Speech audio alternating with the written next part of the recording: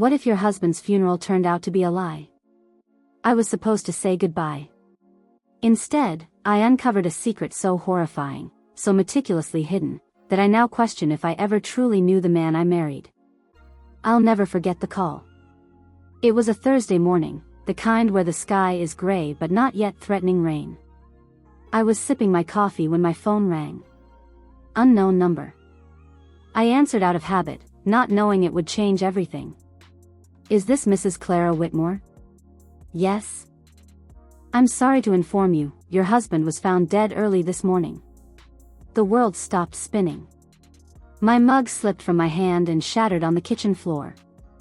Michael Whitmore. My husband of 2 years. A systems analyst. Quiet. Kind. Boring, if I'm honest. He left for work 3 days ago and never came home. I'd filed a missing persons report, but everyone, even the police, seemed to assume he'd just run off. People vanish all the time, one officer had said. But now he was dead. The body was discovered in a car down by a boat launch, seatbelt fastened, hands folded neatly in his lap, no signs of violence. The medical examiner said heart attack. Natural causes. No foul play. Except something didn't sit right. Michael was 34. He ran 5 miles a day. Ate kale voluntarily. He wasn't the kind of man who just dropped dead. The funeral was set for Saturday. I barely had time to breathe. The church was beautiful, white walls, stained glass, the kind of place Michael would have hated.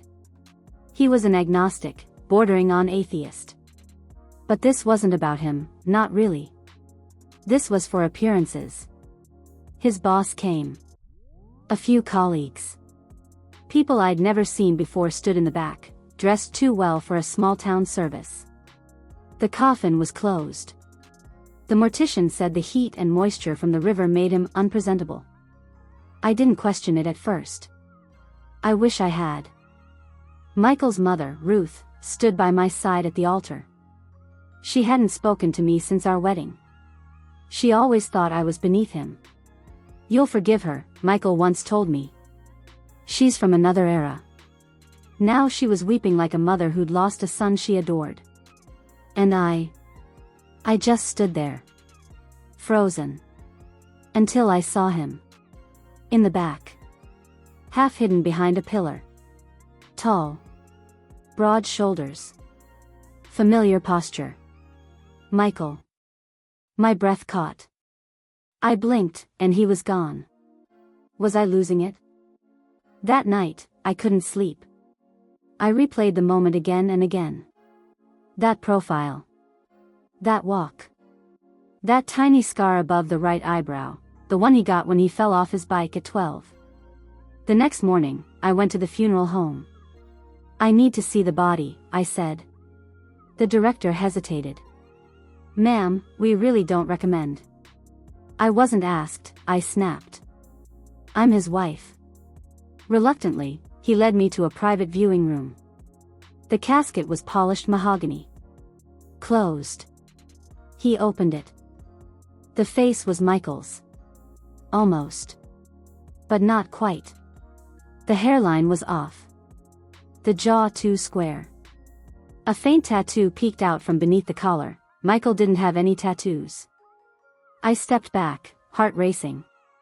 My hands trembled as I reached for my phone and snapped a photo. Ma'am. I need to go, I muttered, and bolted. That evening, I stared at the photo. I pulled up Michael's old ID card. Compared them side by side. Same eyes. Same nose. But definitely not the same man. So who was in that casket? And if it wasn't Michael? Where the hell was my husband? The day after the funeral, I sat in my living room staring at the photo of the man in the coffin, the man everyone thought was Michael. But I knew better. I wasn't crazy. I'd lived with him. Slept beside him. Listened to him breathe at night. And the man in that box was not my husband. I called the police. They didn't take it well. Mrs. Whitmore, the detective sighed through the phone. I understand you're grieving, but the medical examiner and our department confirmed the identity through dental records. It's your husband. But it's not. People look different after death. Swelling. Decomposition. You're in shock. Click. It was clear, they weren't going to help me. So I poured a glass of wine and started digging myself. Michael was a systems analyst at a mid-sized cybersecurity firm. His work was private, he never talked much about it, but I always assumed it was boring spreadsheets and firewall updates. I booted up his old laptop. The password was still the same, Pineapple84, a joke from our honeymoon in Hawaii. The moment I logged in, I knew something was off. There were no recent files. No emails. No browser history. It was wiped clean. All of it. Except one thing, a folder buried deep inside the drive called homeplan_3. It was password protected. I tried everything. Birthdays. Our anniversary. His mother's maiden name. Nothing worked. Frustrated, I moved to our shared bank account. And that's when I found the next anomaly. 2 months before his disappearance, $47,500 had been quietly transferred out of our savings, split into 2 payments, both sent to the same unfamiliar account. A Chase bank account under the name Daniel Kerr. I stared at the screen. My throat tightened. Who the hell was Daniel Kerr? And why was my husband sending him tens of thousands of dollars? The next day, I drove to the bank. I wore my wedding ring, kept my voice calm, and told the teller I was following up on a potential fraud alert. She looked at the screen, then frowned. Sorry, ma'am. That account isn't under your name. I can't disclose any information. But my husband transferred money there. I understand. But legally, I can't share details unless you're a joint account holder or have power of attorney.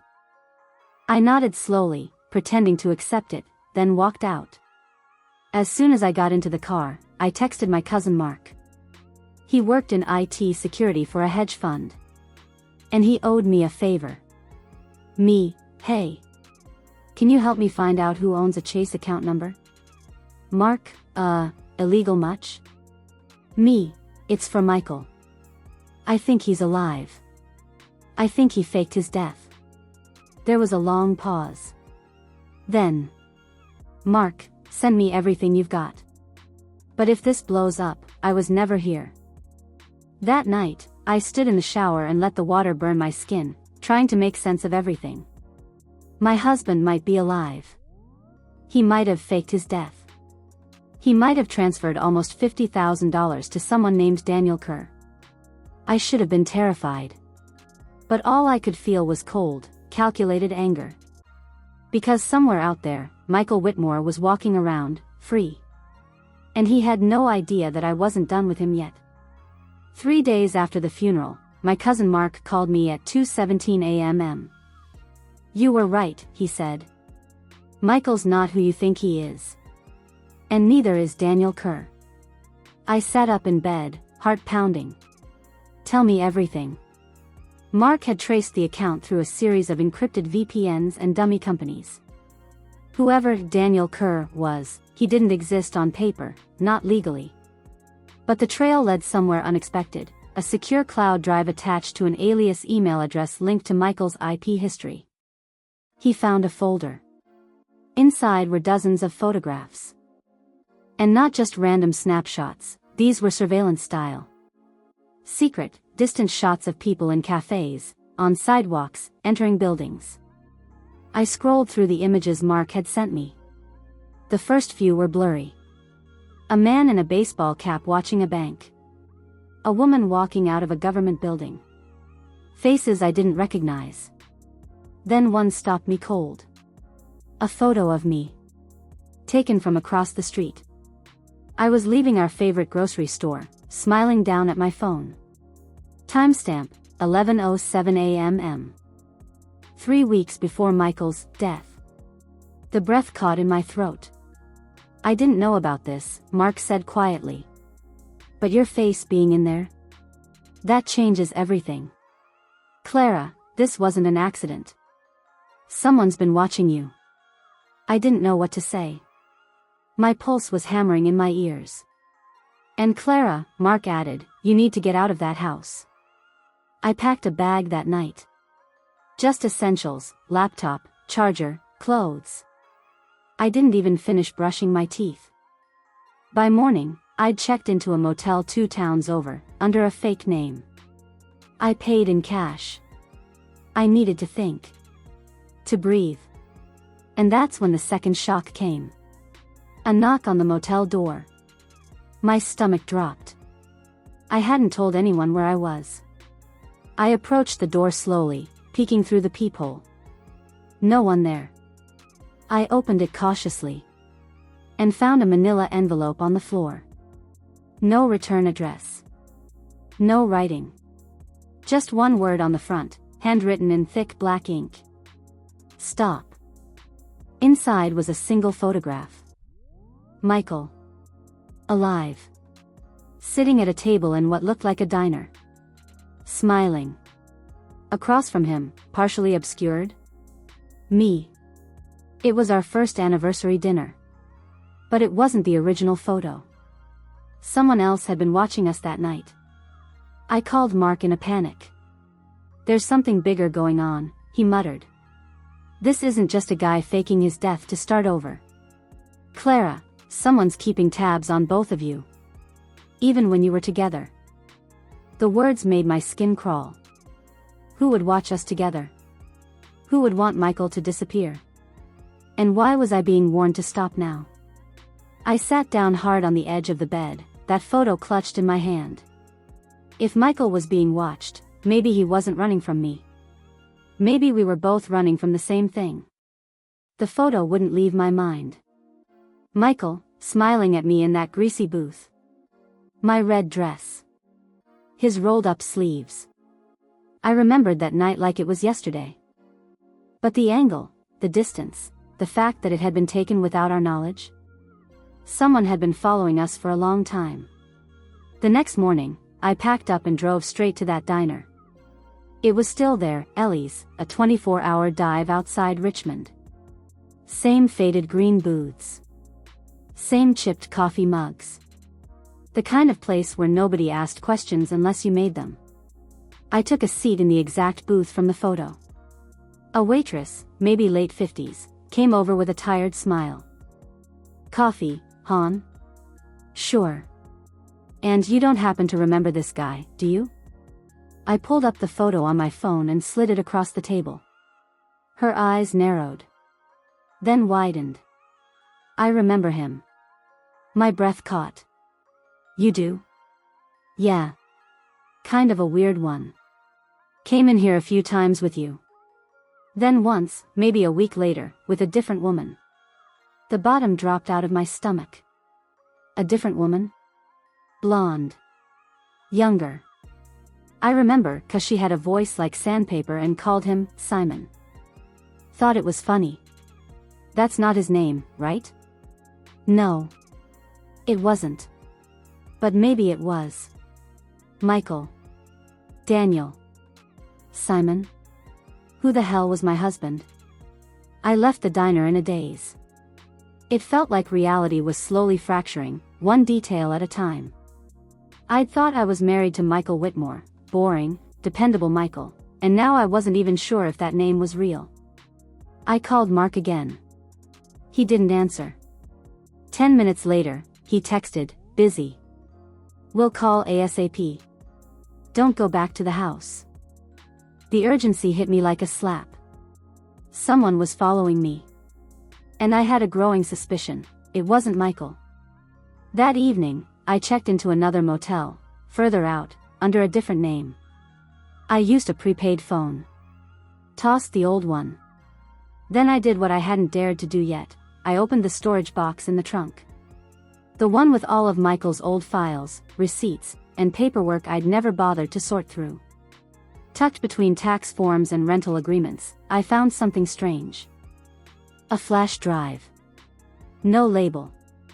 No case. Just a basic black USB stick. My heart pounded as I plugged it into my laptop. It opened immediately. Inside were 3 files. Escape. Docs. Blacklist. PDF. Watchlist. JPG. I clicked on Escape first. It was a document, half-written, with a single sentence repeated over and over. They know. They know. They know. They know. I closed it with shaking hands. Opened Blacklist. It was a list of names, dozens, maybe hundreds. Many were redacted. Some had dates and words next to them: eliminated, compromised, recovered. And halfway down: Clara Whitmore, asset potential. Monitoring ongoing. My name. My file. Someone had been watching me as an asset? Was Michael protecting me? Or using me? I finally clicked on the last file, watch list. JPG. It was a photo. A corkboard. Like something from a spy thriller. My face in the center. Connected by red string to Michael. To the Chase account. To Daniel Kerr. And beside me, circled in red, a blurry photo of the blonde woman from the diner. I zoomed in on the photo until her face filled my screen. The blonde woman from the diner. Cheap extensions. Smoky eyes. Smirk like she knew something the rest of us didn't. I didn't recognize her, not from my world, at least. But someone had gone out of their way to pin her next to me on that digital corkboard.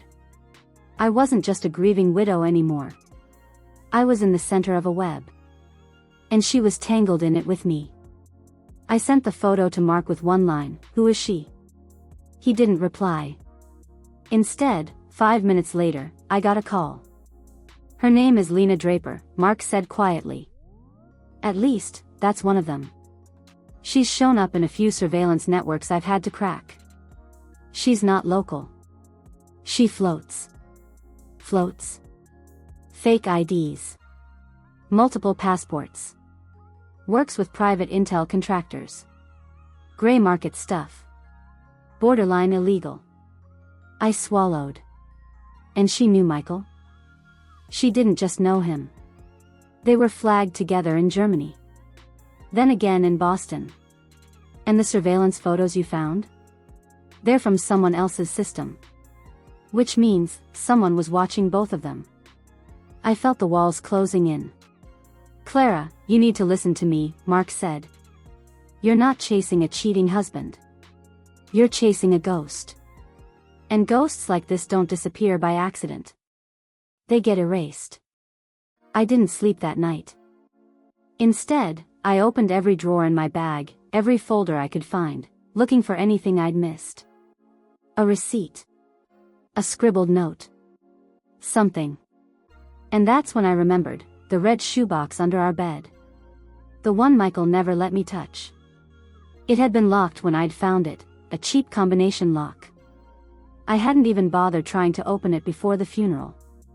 It felt too invasive, too final. But now? Now it was a ticking bomb waiting to be cracked. The next morning, I drove back to the house. I know. Mark said not to. But I had to. I parked a block away and walked the rest of the way on foot, hoodie pulled up, head low.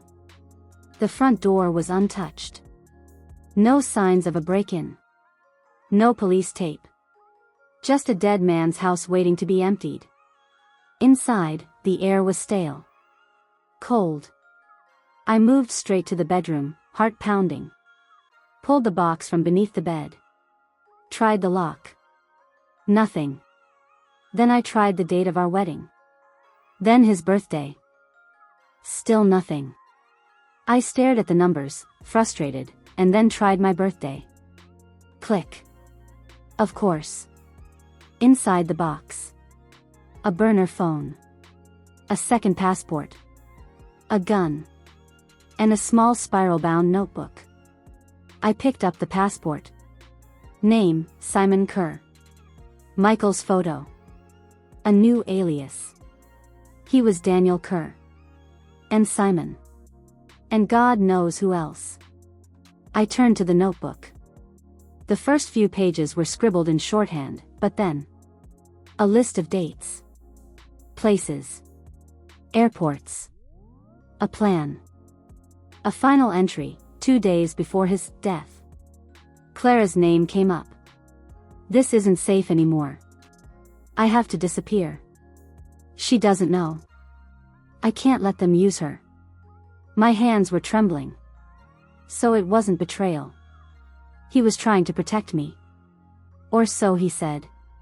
But from who? Then came the sound that made my blood run cold. A car pulling into the driveway. Not Mark. Not a neighbor. Someone slow. Intentional. I peeked through the curtain. Black SUV. Tinted windows. A figure stepped out. And it wasn't just anyone. It was her. Lena Draper. The blonde. She had found me first. I stood frozen in the bedroom, my hands still clutching the notebook. Outside, the black SUV idled in the driveway. The door clicked shut, and Lena Draper, the mystery blonde, the ghost in the surveillance photos, stepped out like she had all the time in the world. Black boots. Leather jacket. Hair tied up in a casual ponytail that still managed to look expensive. She didn't knock. She walked right in. I backed into the hallway, slowly, silently, making my way toward the kitchen, where the back door was. But she beat me to it. "Relax," she said, her voice smooth and bored. "If I wanted you dead, you'd be dead." Not comforting. She stepped into the living room, hands visible, no weapon. Just cool confidence. "Clara Whitmore," she said, like she was confirming a rumor. "You're a lot harder to find than I expected." I didn't speak. Didn't move. She smirked. "You've been digging. That's dangerous." I finally found my voice. "Who are you?" She tilted her head. "That's a complicated question. But let's just say I used to work with Michael. And sometimes, against him." I tightened my grip on the notebook behind my back. "You were at the diner," I said. "Good memory." She paced slowly. He loved that place. Thought it made him feel normal. Like he wasn't a walking target. A target for who? She smiled. Everyone. Government. Contractors. Private buyers. Michael, or Simon, or Daniel, depending on the year, knew too much. He was the ghost who ghosted other ghosts. I swallowed hard. So he faked his death. She didn't flinch. No. That one word knocked the wind out of me. No. I repeated, barely above a whisper. He tried to. But someone beat him to it. Her tone dropped. The man in the coffin wasn't a random switch. That body was a message. A sharp, cold silence settled between us. "You're saying he's dead?" I whispered. "I'm saying, we don't know. Which is worse." She walked over to the coffee table and picked up the envelope I'd tossed there the night before, the one with the photo that said, "Stop." "Where did this come from?" she asked. I stayed silent. She didn't press. Just tucked the photo back in and looked at me like she was assessing a puzzle. "You're in over your head, Clara. And whether he's alive or not, you're on the list now." "What list?" I snapped. She stepped closer, and for the first time, her voice softened. "The one you don't get off of. Ever." She turned to leave, then paused at the door. "You want my advice? Burn that notebook. Disappear. Change your name, your hair, your habits. Because whoever left that body in the car, they're not done. And if they know you're still looking." She didn't finish the sentence. Didn't have to. She opened the door, stepped out into the fading light, and drove off. I stood alone in the wreckage of my life, holding a dead man's secrets, with one question playing over and over in my head. Was I about to bury my husband again? Or dig him up? I didn't burn the notebook. Of course I didn't. Whatever Lena Draper's warning meant, I couldn't just walk away. Not now. Not after everything. Michael, or Simon or Daniel, whatever name he wore, he'd been trying to protect me. And the deeper I dug, the more I realized, the man I married wasn't the man I buried. So I did the only thing that made sense. I followed the trail he left.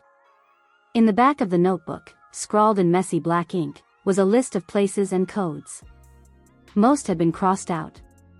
But one remained. Unit number 117, Iron Ridge Self-Storage, Gate Code, 5912. I knew the place. Just off the interstate. Ugly gray building stacked behind a rusting fence. We used it once when we were moving in together. I thought he'd cleared it out. Guess not. I arrived just after dusk. The gate code still worked. Inside, the lights flickered like a bad horror movie, casting long shadows across endless rows of steel doors. I found Unit 117 and stood there for a long moment before unlocking it. The door rolled up with a groan. And there it was. A room full of ghosts. Boxes. File cabinets. A folding table. Old duffel bags. Weapons, if I had to guess.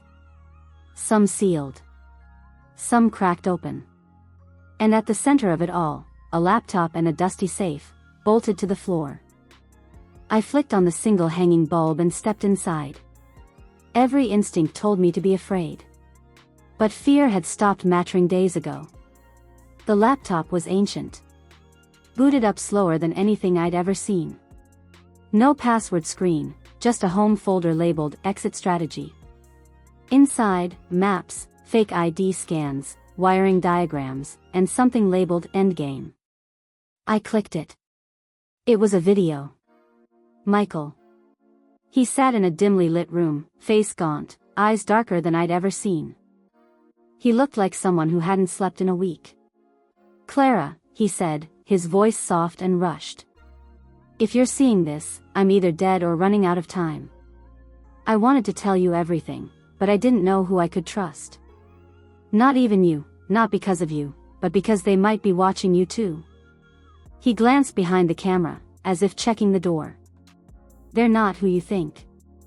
It's not just private intel firms. It's not even governments. It's bigger. Corporations. Shell networks. The people who own everything and no one knows their names. And I found something I shouldn't have. He held up a flash drive. This is what started it all.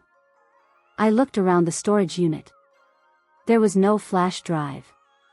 Of course there wasn't. There's a name you need to remember. Look for anything tied to Arclight. That's the key. That's where they buried the truth. Static cut across the screen. His voice distorted. Don't trust anyone. And whatever you do. Cut. The screen went black. I sat there, the sound of my own breathing suddenly too loud. He'd said too much and not enough all at once. Arclight. I didn't know if it was a company, a code, a project, but it was something. Something big. I turned to the safe. It had no handle. Just a digital pad. And a sticker above it, Cur04. Cur. The alias. Of course. I typed in 0404, Michael's birthday. It clicked open. Inside was a gun, 2 more passports, and a manila folder labeled Arclight, Phase 2. I opened it slowly. There were photos. Schematics. Names. The first page read. Targets, corruption index, high risk. And the third name down, was mine. There it was. In bold black type, sandwiched between government officials and tech CEOs, Clara Whitmore, risk level, moderate, status, monitoring ongoing. My throat went dry. I wasn't just a pawn in Michael's escape. I was a target. I sat in the cold, metallic storage unit and flipped through the manila folder, page by page.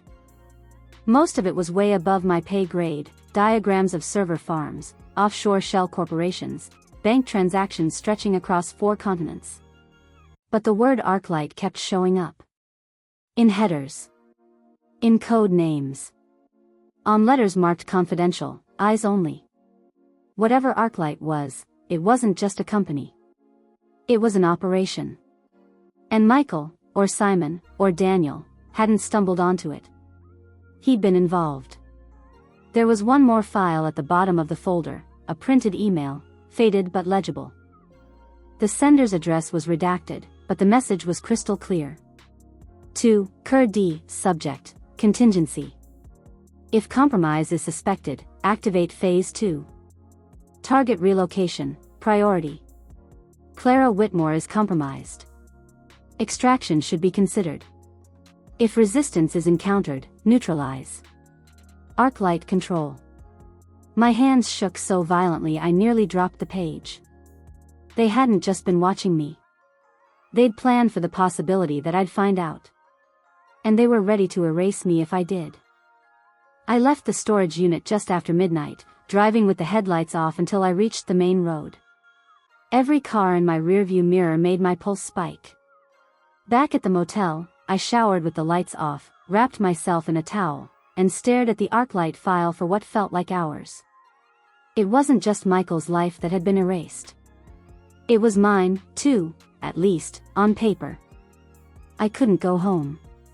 Couldn't go to the police. Couldn't trust anyone. I was off the grid now.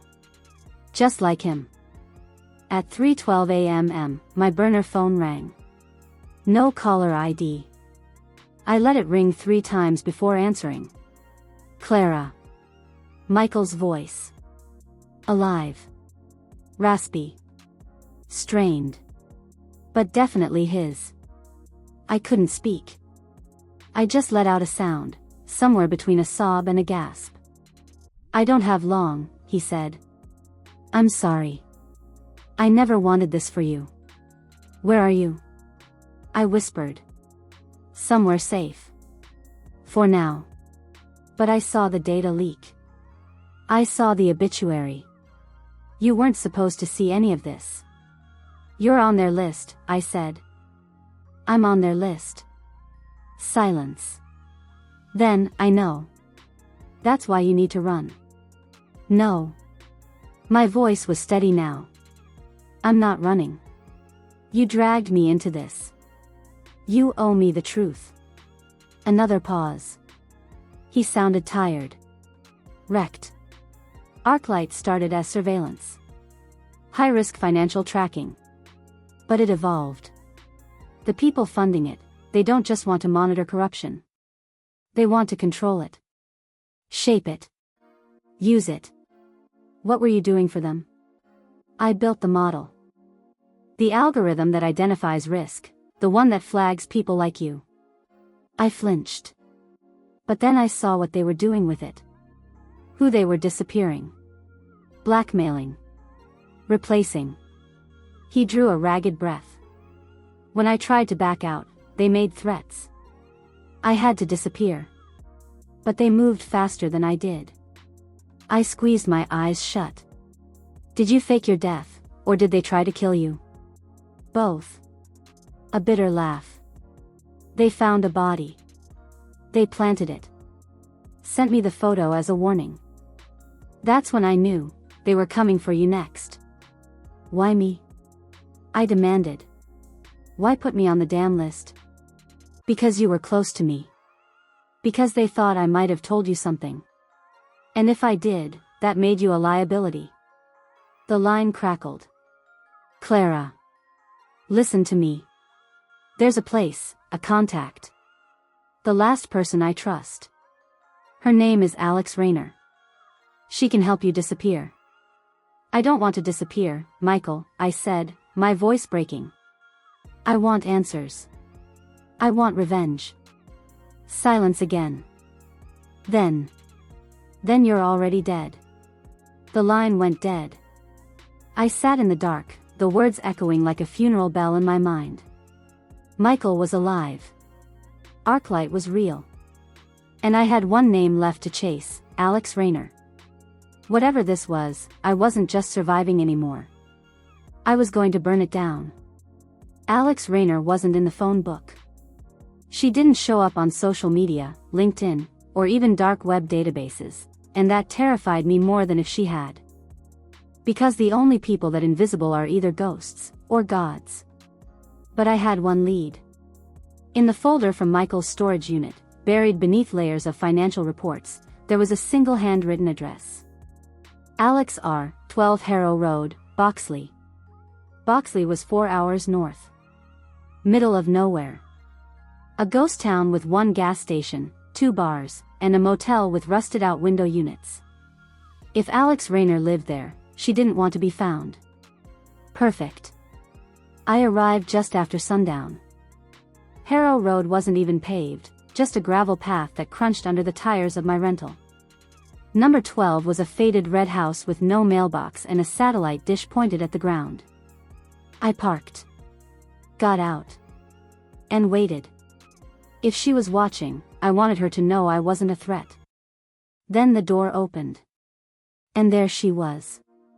Mid-40s, worry, dressed in cargo pants and a faded Rocky IV t-shirt.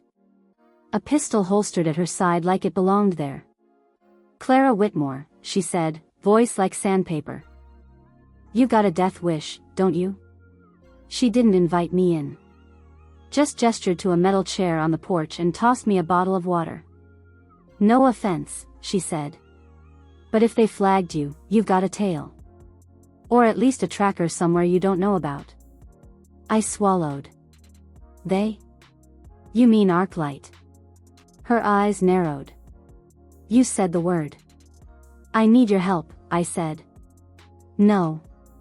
You need an exorcism. I offer something more practical." Over the next 2 hours, Alex told me the truth, or as much of it as she thought I could handle. Arclight wasn't just surveillance. It was infiltration. A black-budget project funded by a handful of private corporations, ex-government officials, and intelligence brokers. It started as predictive analytics for crime prevention, but evolved into a tool for social manipulation. "They don't just predict risk," Alex said. "They create it.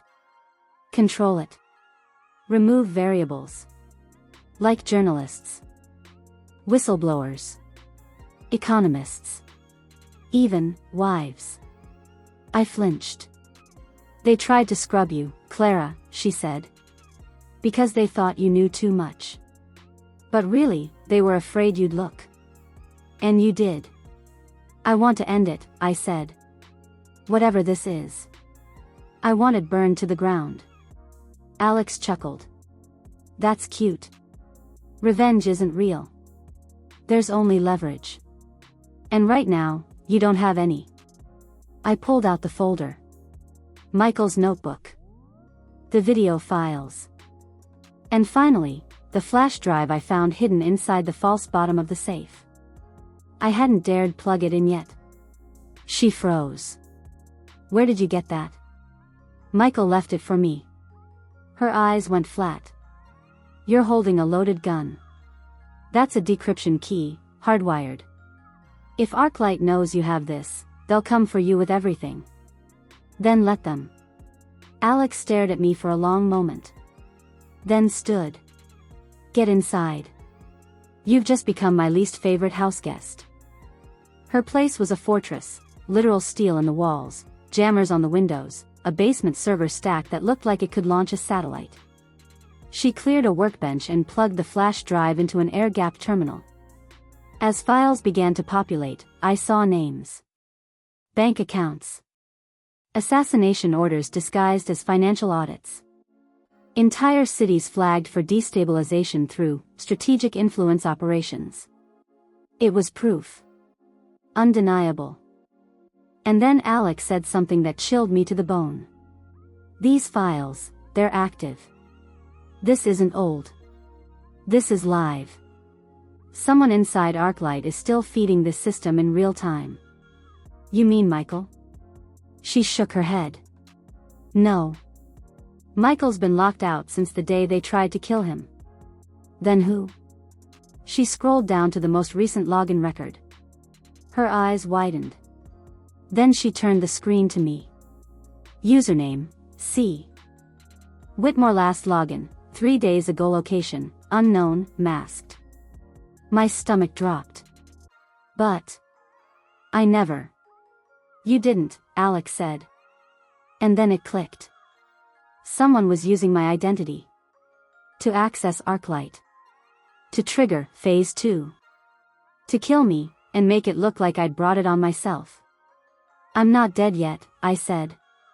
Alex looked at me like that was more of a question than a fact. They're using your name to access the network, she said. That means your file is live. You're not just marked for deletion anymore, Clara. I didn't respond. Because in that moment, something far worse hit me. This was never just about Michael faking his death. It was about me being the one they planned to bury. And the funeral? That wasn't closure. It was a rehearsal. That night, we worked in silence. Alex cloned the drive, encrypted the new data, and drafted a strategy that was less, call the authorities, and more, burn the forest and salt the ground.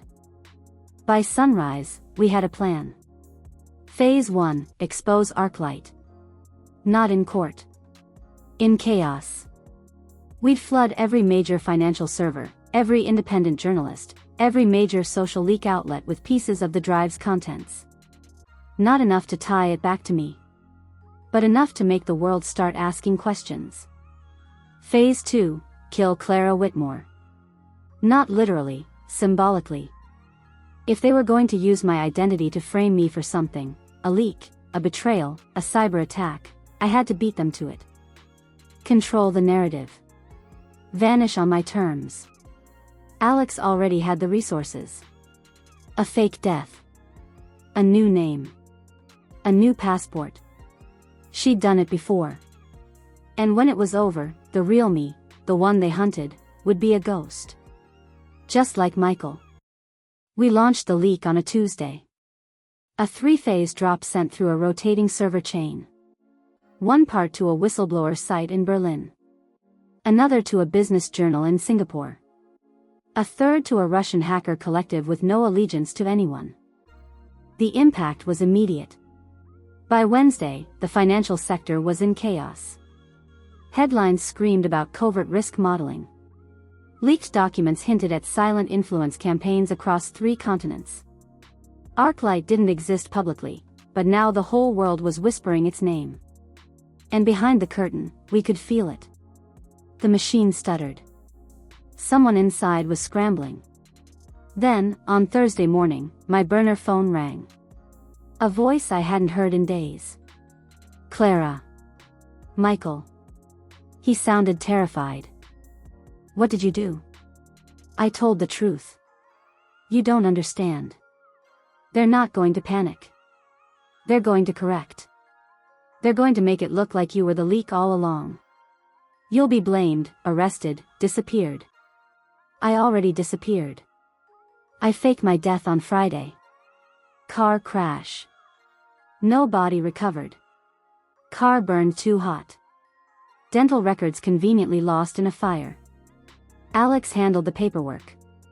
Michael handled the whispers. By Monday, Clara Whitmore was gone. Now I live in the south of France under a name that doesn't mean anything to me yet. The air smells like lavender. My hair is shorter. Darker. I answer to something new. Every now and then I get encrypted messages from Alex, updates about Arclight, where the leaks went, which names are getting subpoenaed in secret. And sometimes, rarely, I get a note from Michael. No apology. Just, you're still breathing. That's all I needed. I don't know if we'll ever see each other again. I don't even know if I want to. But here's what I do know. They buried a body in a box and called it closure. They thought the funeral would be the end. But the truth didn't die that day. I walked it out of the church myself. And now? Now I'm free. Not because I disappeared. But because I finally showed up, to my own damn funeral. And I brought the truth with me.